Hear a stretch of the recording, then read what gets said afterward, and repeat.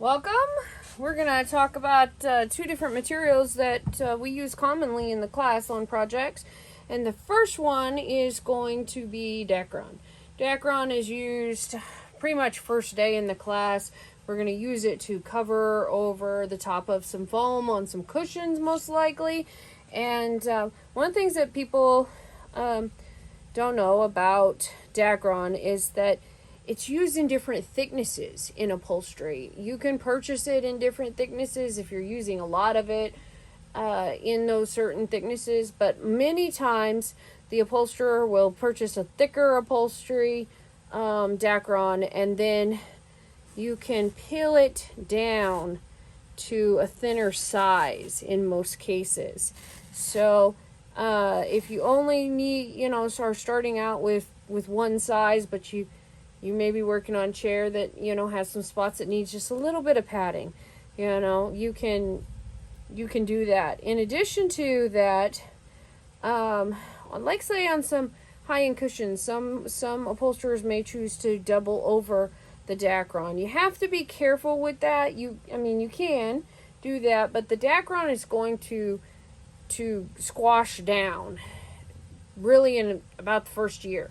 So if you make your Dacron too thick on, let's say, your cushions, the following year they're going to be baggy, and the Dacron's going to need to be replaced.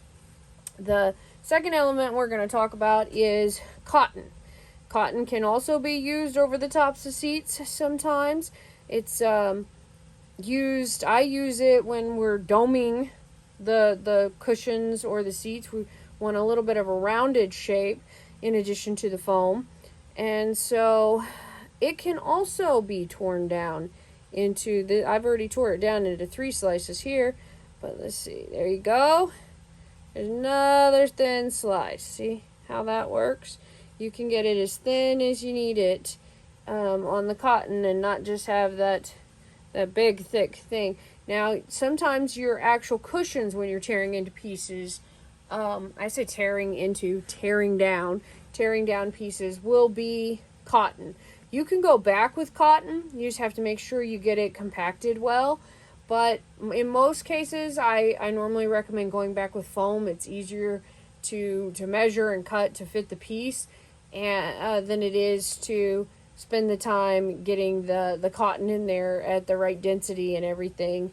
So it just takes extra time. But I give customers options, I generally try to make the most professional decision as well when working with the different elements based on, what we're working on.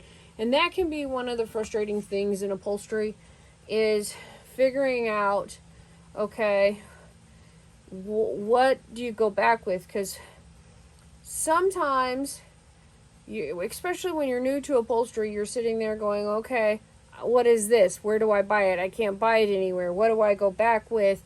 The first thing you should ask yourself is, what do you have?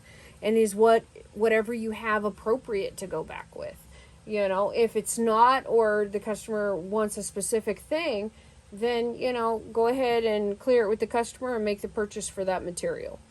But there is one more thing that you should consider when you're working with cotton. If you're putting it over the top of anything, you need to make sure you either cover it then again with the Dacron, or you cover the cotton with another, maybe a decking fabric or another thin piece of fabric, because you're going to have cotton hull all throughout this.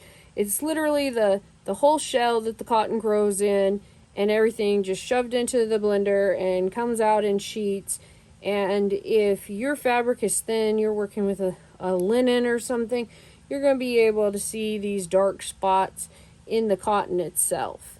So that's what I know about Dacron and cotton, and I appreciate you guys, and I'll talk to you soon.